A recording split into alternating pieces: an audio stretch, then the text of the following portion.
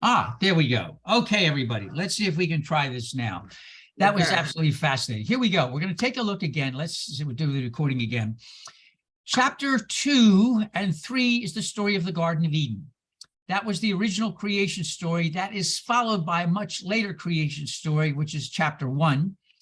The priests who were doing basically chapter 1 were absolutely appalled at the story of the Garden of Eden, so they put it in front of, hoping you'd see their version first and not pay attention to what came second. Of course, that didn't happen. And so what we're going to get, if you'll notice, since this does not involve anything to do with Canaan / Israel / Hebrew history, they had to start somewhere else. Where do you go? And so you went to ancient Sumerian and ancient Mesopotamian prehistory, if you will, and mythology. Now, it's important to remember that in Babylon, where the priests and Deuteronomists were doing their histories of how they got there and why, in Babylon, there was no distinction between religion and science. They were one and the same. So you did not have, like, creation is science and how it happened is religion. It was both and. You did not separate the two into different boxes. That would not be possible to think that way 2,500 years ago. So they did not put things in boxes. It all came together. Now let's do a share screen and come up with, if we can, let's take a look at, since you can see this very, very quickly, from what we looked at last time. When you look at the ancient Sumerian and the ancient Babylonian creation epics, what you got here, especially for chapter 1,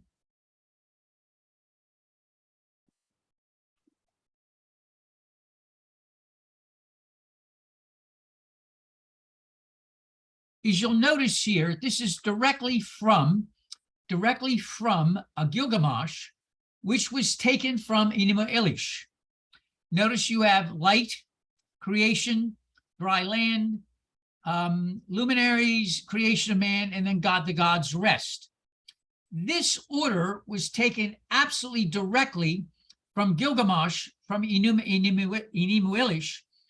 What the Hebrew scribes did, the Jewish scribes did in exile, is they liked the science, but they didn't like the theology. So basically they said, your theology is wrong, change it to one God and you've got it right.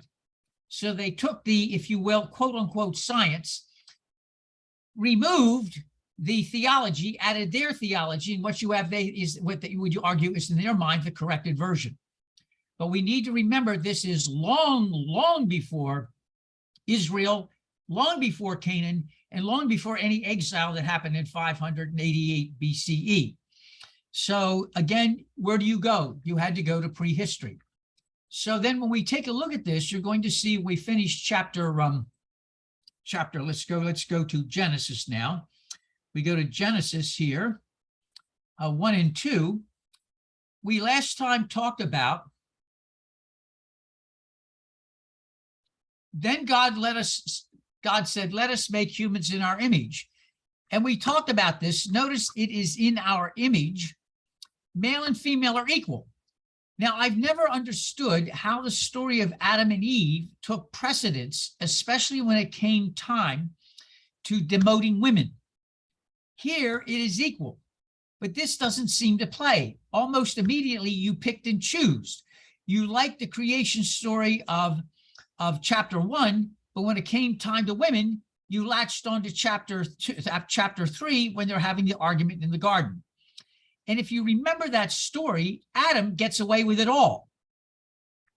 Now, there is no reason except for male hierarchy and male privilege for doing that, because that's not the way the text reads. If I've done this in class, and I did it with you all, if I'd been a prosecutor and I said, Adam, were you standing there? Yes. Did you talk? No. Could you have talked? Yes. When the serpent was discussing with Eve, did you intervene? No. Did you put your hand up? No. Did you do anything you could to stop the serpent from offering fruit? No. In fact, did you eat the fruit? Yes. And you didn't say anything. It's only when you got caught then you decided to open your mouth. So I'm just saying this whole story of how men will rearrange what happened in the text, probably figuring that nobody actually ever read the text. And this is a problem I have all the time. People tell me what's in the Bible and actually never really read the Bible. my experience has been over a long career is that people will tell you what somebody has said is in the Bible, but when they actually read the text, they're dumbfounded because that's not what it said at all. So let us make humans. We talked about this last time. Who is the us? It was understood from a long time ago that God operated in the heavenly council. You saw this with Job. We mentioned this. We had Job a couple of summers ago. That Satan in Job was a member of that heavenly council, was not an adversary. And he patrolled up and down the earth and reported back to the council and said, this is what's going on. That was his job in the heavenly council. So it is assumed, though it's never written down anywhere specifically, that the heavenly council is made up of lesser divine beings, sons of God, angels, etc., etc., etc. It is understood there is one God who's all powerful. But let's remember, the story of Israel is not one of monotheism to begin with. And this is, again, a problem I have with teaching, not just adults, but anywhere in the United States. We collapse timelines. Now, I don't know if they do that in other parts of the world too, but we collapse timelines. A classic example would be this when Christians say to me, the early fathers. And I said, don't give me that. The early fathers wrote 300 years after Jesus died. That's not early at all. They say, well, yeah, it is. I said, okay, subtract 300 from 2022. What do you get? 1722. Was that a long time ago? Oh, yeah, that's a long time ago. Things were different. I said, do you think things are different 2,000 years ago? So we collapse timelines. And the timelines are, you started out with your God had a name, and your God's name was different than other names. So you had the big name. Was it El? Was it Yah? And you get the big merging coming in over hundreds of years. They combine Yah and El, and you get Yahweh Elohim. Yah coming in from Midian, and those immigrants coming, yes, immigrants, folks, they don't go away, coming in from the south. You got people already there with El and Yah, and over a periods of intermarriage and intermingling, 3, 4, 5, 6, 8 generations, then you come up finally with Yahweh Elohim. Your God has a name that's different than other names. And people never really pay attention to the story of Moses. What is Moses doing? Moses' God is fighting with other gods. There are other gods, the Egyptian gods, and it says it in the text. The issue with Moses and Pharaoh is whose God is more powerful. There's no question where there's lots of gods. It's whose question is God is more powerful. Now, there's a very, very famous psalm, Psalm 95, which Episcopalians use in their morning prayer. It's called the Venite, and let me say it to you because people sing it and have no idea what they're singing. I can even do the chant. I wonder if I can remember the chant. Oh, come, let us sing unto the Lord. Let us heartily rejoice in the strength of our salvation. Oh, come, let us enter into his gates with thanksgiving and unto the, oh, I can't remember how the chant goes. Anyway, it goes, come, let us sing to the Lord. Let us heartily rejoice in the strength of our salvation. For our God is a great king above all gods. So you go from your God having a name to their other gods, but your God is the powerful God, the great king above all gods. And then much, much later on, you go to monotheism. Moses was not a monotheist. This gets everybody very upset. I'm sorry about that, but he wasn't. So you go from it, your God is different than other gods because your God has a name. Then your God is more powerful, then ultimately you drift into monotheism. But it takes a very long time. So when it says here, God said, let us make humans in our image, it's understood that God is not alone. That upsets a lot of people. I'm sorry that back then they thought God wasn't alone. But we never are told who's on the council. Let them have dominion. Now, the word dominion does not mean go slaughter everything and take everything and beat everything. And have the word dominion means responsibility. And I'm very, very disappointed that over the millennia, people have not really looked at the word, what dominion means. It means you have responsibility, not responsibility to take what you want, abuse what you want, responsibility over the fish of the sea, the birds of the air, over the cattle and all the wild animals of the earth, over every creeping thing that creeps upon the earth. So God created humans in his image. In the image of God, he created them. Male and female, he created them. God blessed them and said to them, be fruitful and multiply and fill the earth and subdue it. But subdue does not mean subdue and stomp underfoot. Subdue really means have a way of interacting so that you are not eaten, but you have a way of negotiating and navigating what is around you. God said, see, I've given you every plant yielding seed that is upon the face of the earth, and every tree with its seed in its fruit. You shall have them for food.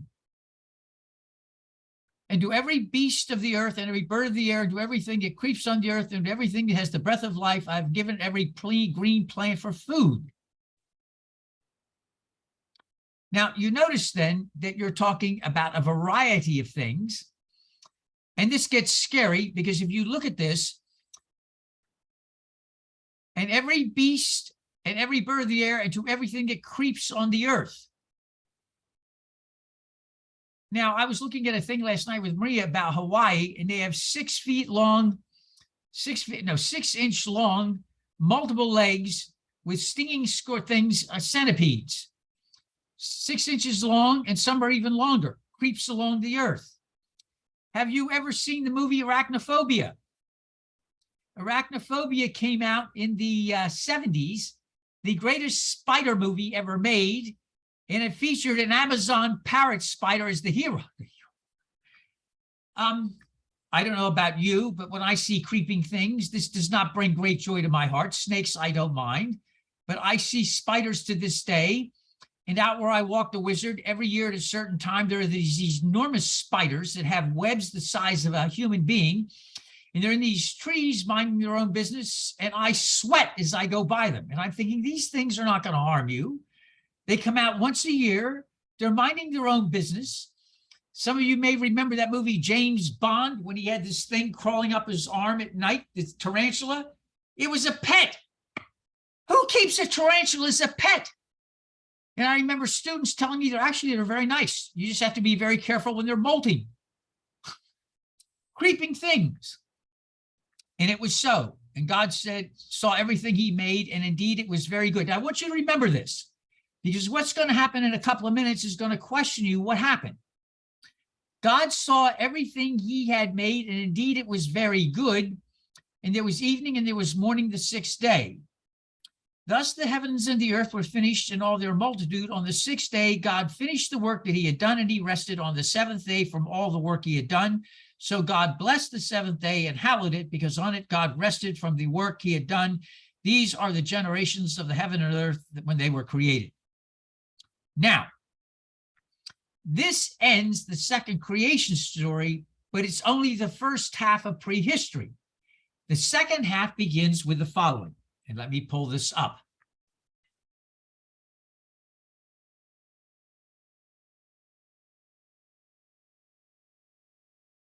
Now, yes, who can read today? Maureen, do you want to see number 5 up here in the blue? Would you read that? This is probably one of the other editorial groups other than the priestly tradition. All right, so read the blue. Yes. The Lord saw that the wickedness of humans was great in the earth, and that every inclination of the thoughts of their hearts was only evil continually. Yeah, now let's talk about this. Who made these human beings?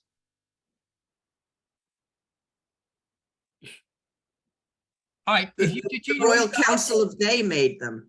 Well, according to the 6, okay, if you start reading verse 6.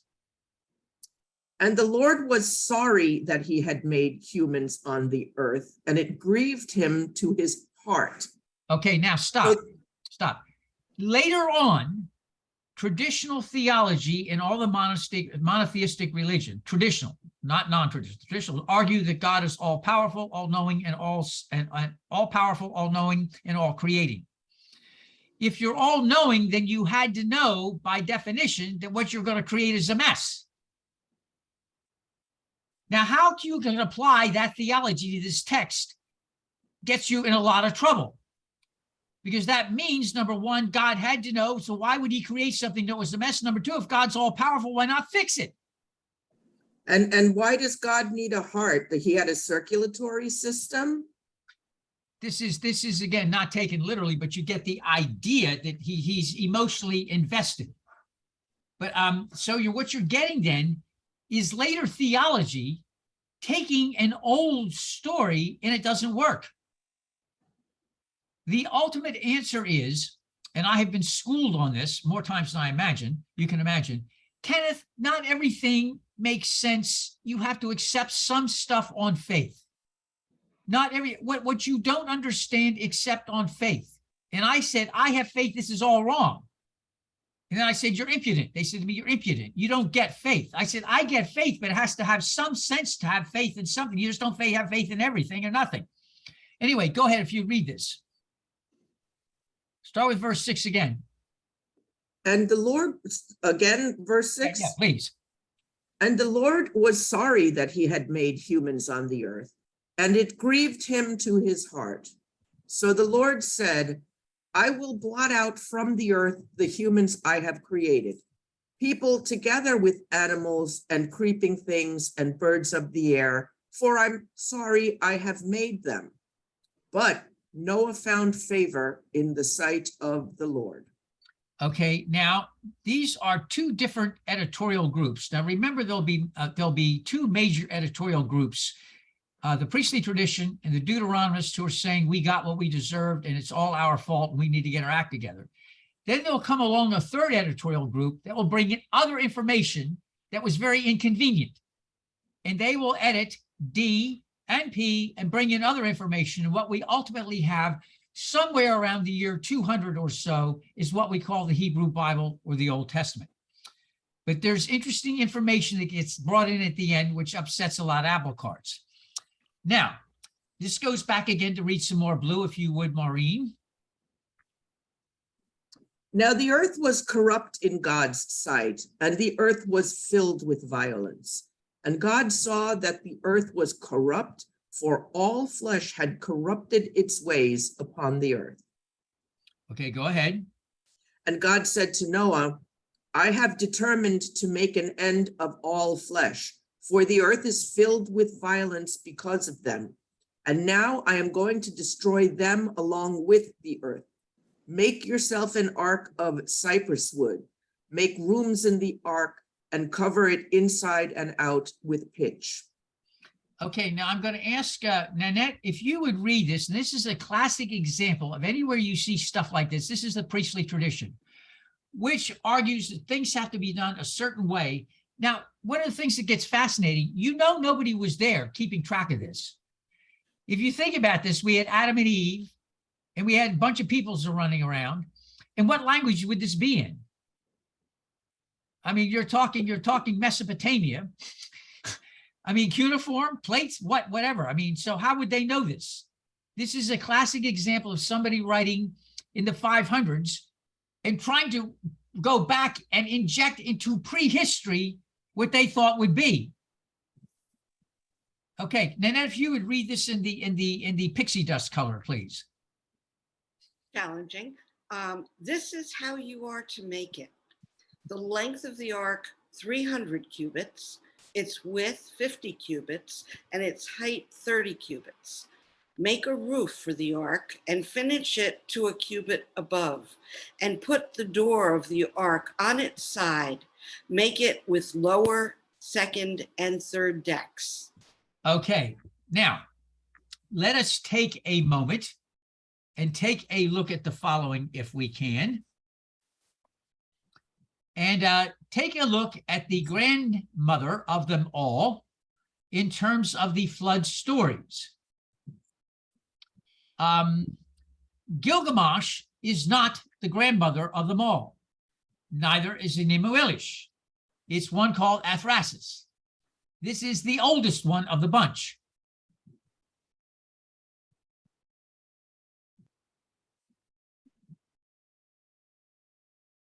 Okay. Now, tablet 1. Okay. This is from the tablet. We've got three ancient tablets. They're about 4,000 to 5,000 years old. Taking place when gods were in the ways of men, tablet 1 contains the creation myth of Anu, Enlil, and Enki, the Sumerian gods of sky, wind, and water. Following casting of lots. By the way, you see that a lot in the Hebrew Bible too. The sky is ruled by earth, by Enlil, and the fresh water. Okay. Now, Enlil, the god of earth, assigned juniors to do farm labor. That means small gods, junior gods. Okay, the junior gods had to do farm labor as well as maintain the rivers and canals. After 40 years, do you love the word 40? Even in ancient, Carl Jung put this out. You see 1, 3, 7, 12, and 40, even in ancient writings, as far back as you go. After 40 years, however, the lesser divines rebelled and refused to do strenuous labor. Don't you love the humanity? This is like 5,000 years old. Enki, who is also the kind, wise counselor of the gods, suggested rather than punishing these rebels, humans should be created to do such work instead. Don't you love, this is an old story. The mother goddess Mami, and you've seen pictures of the mother, you've seen statues of Mami, haven't you? With the big breast and the big hips. Yes, okay. Is subsequently assigned the task of creating humans by shaping clay figurines mixed with the flesh and blood of the slain god. All the gods in turn spit upon the clay. After 10 months, a specially made womb breaks open and humans are born. Do you notice in the oldest story of Genesis, God breathes into the ground? This whole thing of clay. And from earth you came, to earth you return. This is long before Hebrew thought. Okay. Tablet 1 continues with legends about overpopulation and plagues. All right. Mentions Al-Hathas only at the end. Tablet 2 begins with more human overpopulation. To reduce this population, Enlil sends famine and drought at intervals of 1,200 years. Accordingly, in this epic, Enlil is depicted as a cruel, capricious god, while Enki is depicted as kind and helpful, perhaps because priests of Enki were writing and copying the story. Enki can be seen to have parallels to Prometheus, in that he is seen as man's benefactor and defies the orders of other gods when their intentions are malicious towards humans. Tablet 2 remains the most damaged, but it ends in Enlil's decision to destroy humankind with a flood, with Enki bound by an oath to keep the plan secret. Now look what he does. This is brilliant. Athrasis contains the flood epic. It tells how Enki, speaking through a reed wall, he is not allowed to talk to humans. So he finds Athrasis, doesn't talk to him, but talks to a bunch of reeds. So he can honestly say he was not talking to a human, warning them. He's having a conversation with some reeds. The lawyers are already amongst us. He was talking to reeds. He was technically correct. He was not talking to humans. And he warns the hero Athrasis, extremely wise, of Enlil's plan to destroy humankind by flood, telling the hero to dismantle his house and build a boat to escape. Moreover, this boat is to have a roof, to have upper and lower decks, and be sealed with bitumen. Boards the boat with his family and animals, and then seals the door. The storm and floods begin, and even the gods are afraid. That's lovely. The gods are afraid. They start to sneak. The gods are afraid. After 7 days, the flood ends, and Athrasis offers sacrifices to the gods. Enlil is furious with Enki for violating his oath, but Enki denies doing so. I made sure life was preserved. In conclusion, Enki and Enlil agree on other means for controlling the human population. The words river and riverbank are used, probably in reference to the Euphrates. Now, you also need to know, in one of the stories, they have a raven, and the raven comes back. in one of the stories. So Athrasis is the oldest. Then Enemu Elish takes it and improves upon it. And the one you all know is Gilgamesh. But what you need to know is this goes back, way back before Genesis. And so you get people in exile. Here you get people in exile. And what do you have? You have people in exile, and you're trying to write your story so it will not get lost. You want to be sure if sometime you get out of this place, you're going to have a knowledge, a history of who we are and how we got here. But their history is conveniently leaving out the Canaanites, which gets drug in later. You really ought to read the book of Judges. It is loaded with all these Canaanite populations. It's all this inconvenient information. But here you are, they're writing their prehistory as they see it, and the priests have all these cubits. They're the ones who have Moses wearing priestly garments in the desert that nobody could have made back then. They wouldn't have had the clothing, the thread, or anything else. Remember, these were peasants fleeing for their life. You had the priestly coming in with their whole idea, the Deuteronomists coming in with theirs. And what are you going to do before you got to Abraham? What are you going to do before you get to Moses? What are you going to do with us? So you have to go to plan A, and that is you have to borrow what you've got. So they just took Gilgamesh, changed the theologies, thought we're good to go. Never realizing what they set up was the idea of just how much did you borrow from other sources. So this does not stop. The story of Ruth is got Moabite. Ruth is a Moabite. Everybody forgets that, which means David is a quarter Moabite, which everybody conveniently forgets. It also means when you look at the Song of Solomon, it is a complete template from the genre of erotic poetry. By the way, I have my class read chapter 7. We are doing text and context in my class. And I said, you know, you hear the word Bible and you freak out. Let me really freak you out. I said, does anybody know anything about the Song of Solomon? And they go, no. And so I said, well, we start out with a woman says, I am black. Do not be upset, I'm black. And the students freak out and they said, a woman wrote this? I said, notice she said she is black and she is kissed by the sun and blah, blah, blah. And she wrote this. And then you should read chapter 7 for total eroticism.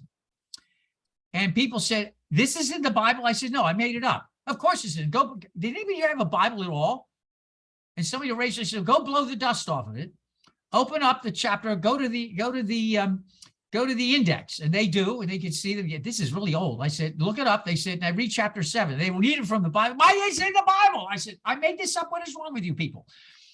So you're going to find that the Bible is not written in a bubble. It continually is borrowing from other genres, other ways of looking at things, and other points of view. I mean, it's amazing the number of words that come in from other cultures, the ideas that come in from other cultures, thoughts that come in from other cultures. And I said, take a look at the word Yah. Yah is not a Canaanite name. The only way you're going to find Yah is northwestern Arabia in the Midian area of the mountains, because the mountain god was Yah. So that means that Moses' first discussion of Yah is not in Zion on Mount Jerusalem, the holy mountain. No, it's in Arabia of all places, in Northwest Arabia, and he marries the high priest's daughter. Everybody forgets that. The high priest's daughter was Zipporah, whom he separates from, and then he marries a black woman. Does everybody remember that? Moses married a black woman, conveniently forgotten by everybody. You get in chapter 12 of the book of Numbers, his brother and sister, Arian and, what's her name? The Cushite, yes. Cush with C-U-S-H, Cushite. Miriam and Aaron are arguing with him because he married a Cushite woman, and Cush was Ethiopia. In Ethiopia meant she was black. And God gets mad at this is fascinating. I wonder what they do in Mississippi, which has a very high intermarriage rate. But the whites there are absolutely against it. I mean, how did these people ever read the Bible? He's married to a black woman, and so they're against interracial marriage. But I mean, how do you square with this? And the answer is willful ignorance, I guess. So what you get then, you see prehistory. And it's ancient. And how do you get some boats, a boat with some animals and things like that? Now, we get to the famous floods. And let me say there are a bunch of theories about the floods. Did a flood take place? The question is not did a flood place take, but what kind of flood? So let's go back to the text. Since we started late, do you all have another few minutes before we break this up? Since we started late, thanks to my grand abilities at technology and hosting a meeting. All right, let's go back then to here. Share the screen and go back then, if we can, to the book of Genesis.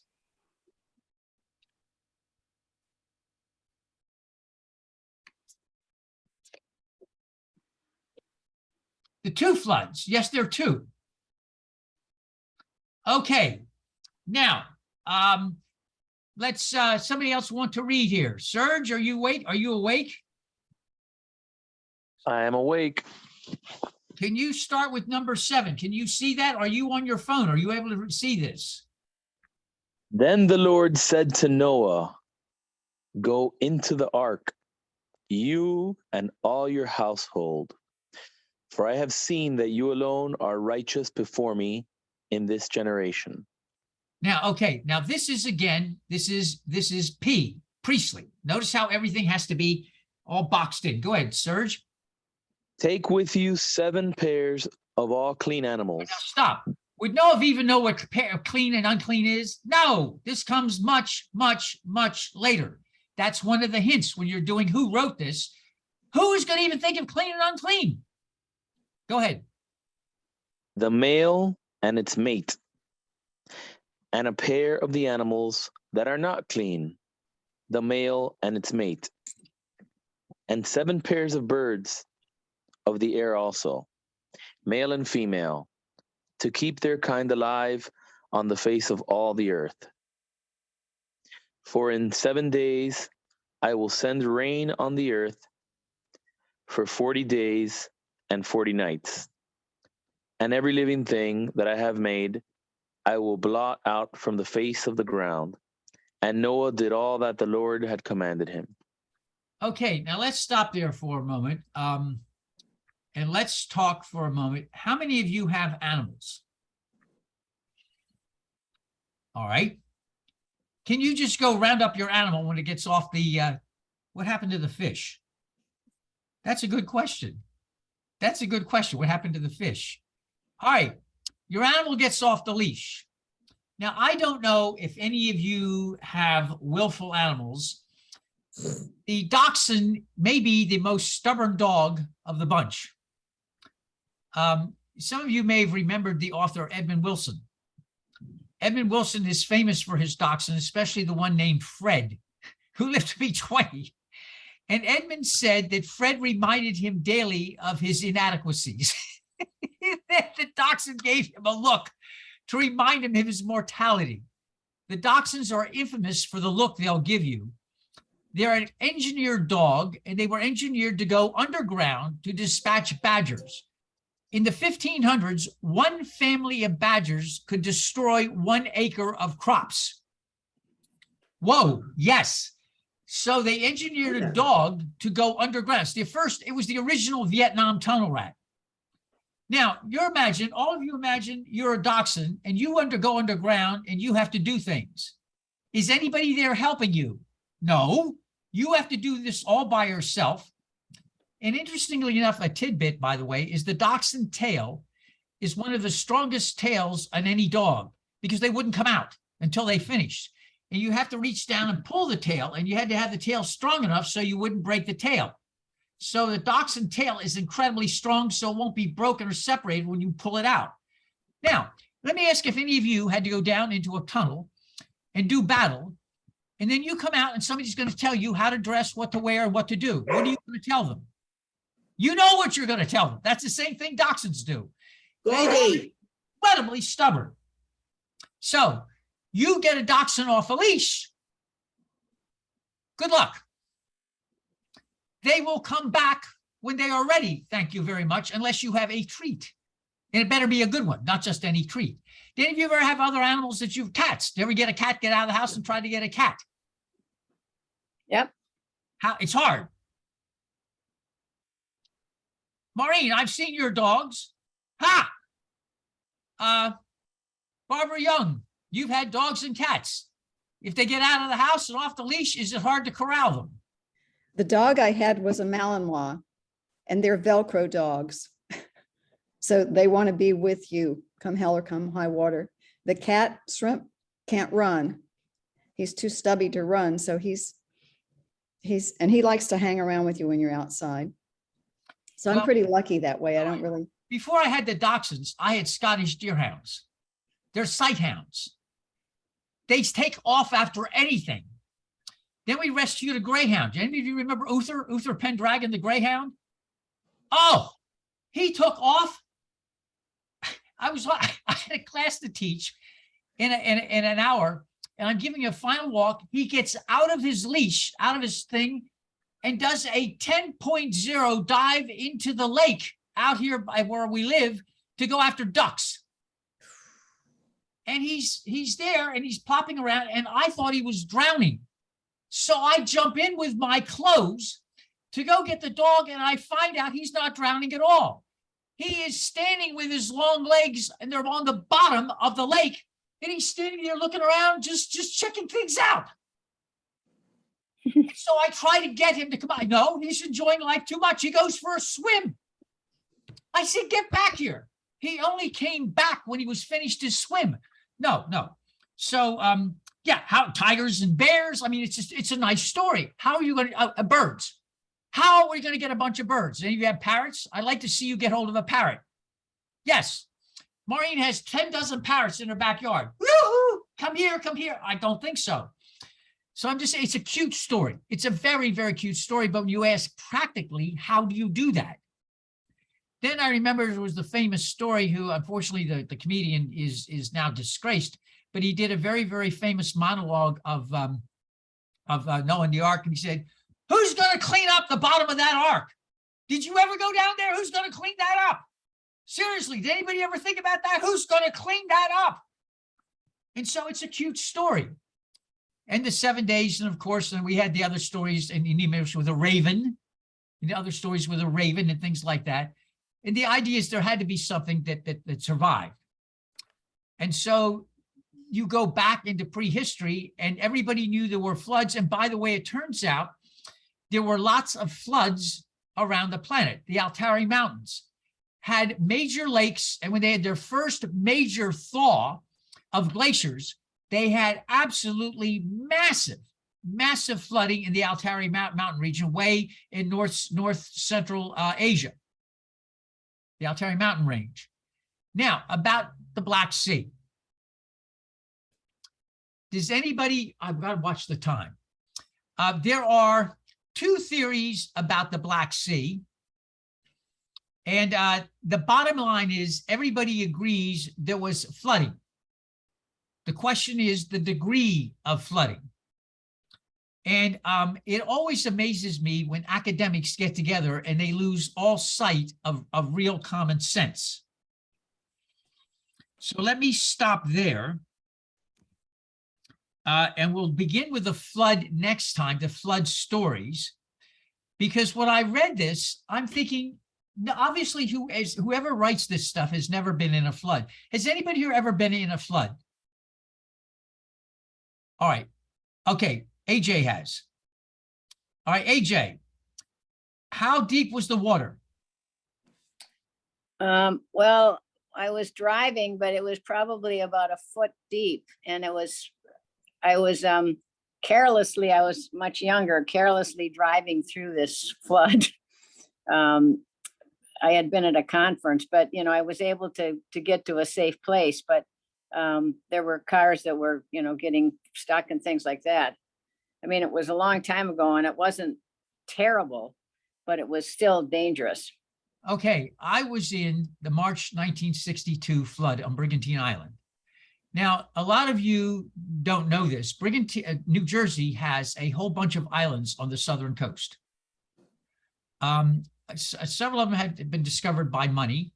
island I grew up had not been. Now it has, alas, but it was growing. It was an interesting place to grow up. And we got hurricaned, and you may have remembered Barack Obama visited Brigantine. No, you were Brigantine. Sandy hit it and absolutely destroyed the island. Now, I remember waking up. I was a junior in high school, waking up and looking out the window, and the water is coming up the driveway. Water. And I'm looking out the street, and I can't see the street. Then I go out to the bathroom on the other side of the house, and I cannot see anything but the bay. There is no street.